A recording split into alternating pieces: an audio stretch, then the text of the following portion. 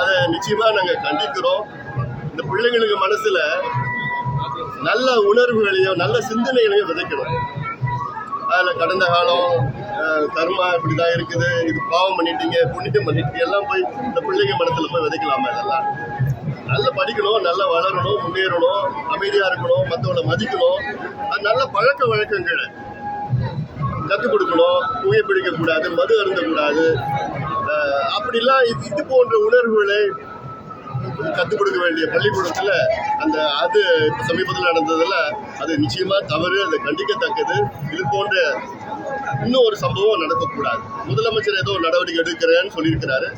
அதில் சுற்றறிக்கை எல்லாம் வெளியிட்டு இருக்கிறாங்க, பார்க்கலாம். ஆனால் நடிகர் விஜயோட மாநாட்டுக்கு காவல்துறை அனுமதி மறுக்க தாமதப்படுத்துறாங்க, இது எப்படி பார்க்குறீங்க?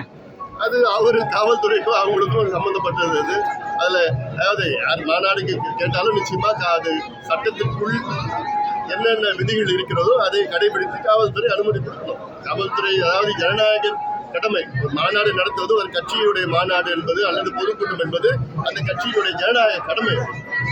இது டெமோக்ராட்டிக் ரைட். அதை கடைபிடிக்கணும். அது சட்டத்திற்குள் சட்டங்களால மதிச்சு அதுக்கு அனுமதி கொடுக்கணும். திமுக அரசு பயப்படுதா இப்ப விஜயோட மாநாட்டு நடத்துறது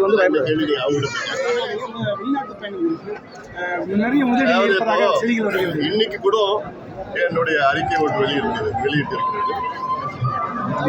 அதுல இந்திய அளவில் கடந்த 5 ஆண்டு காலத்தில் கிட்டத்தட்ட 19.5 லட்சம் கோடி ரூபாய் வெளிநாட்டிலிருந்து இந்தியாவுக்கு முதலீடு செய்யப்பட்டிருக்கிறது. அதில் தமிழ்நாட்டினுடைய பங்களிப்பு 8.8 விழுக்காடாக கடந்த காலத்தில் இருந்தது. அந்த அடிப்படையில் பார்த்தீர்கள் என்றால் குறைந்தது 1.6 லட்சம் கோடி ரூபாய் தமிழ்நாட்டுக்கு வந்திருக்க வேண்டும். ஆனால் கடந்த 5 ஆண்டு காலத்தில் வெறும் 92,000 கோடி தான் முதலீடு வந்திருக்கிறது 5 ஆண்டு காலத்தில். அப்போ இவர்கள் சமீபத்தில் முதலீட்டாளர்கள் மாநாடு எல்லாம் நடத்தினார்கள். அங்கு 10.5 லட்சம் கோடி புரிந்துணர்வு ஒப்பந்தம் எல்லாம் MOU எல்லாம் போடப்பட்டது.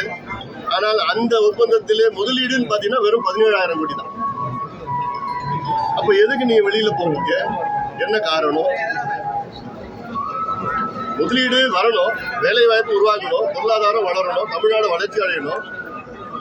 இப்ப தமிழ்நாட்டினுடைய முதலீடுன்னு பார்த்தீங்கன்னா 5 ஆண்டுகளுக்கு முன்பு 4வது இடத்துல இருந்தது தமிழ்நாடு, இன்னைக்கு 6வது இடத்துல வந்துருக்கு. 2 இடம் குறைவா வந்திருக்கு. அப்புறம் நீங்க வெளியில விளம்பரப்படுத்திட்டு இருக்கீங்க, அவ்வளோ முதலீடு தமிழ்நாடு வந்துடுச்சு, அவ்வளோ வேலை வாய்ப்பு வந்துடுச்சுன்னு. எந்த முதலீடும் வரல, எந்த வேலை வாய்ப்பும் வரல. எல்லாம் விளம்பரங்கள் தான், வெற்றி விளம்பரங்கள் தான் திமுக செய்து கொண்டிருக்கிறது.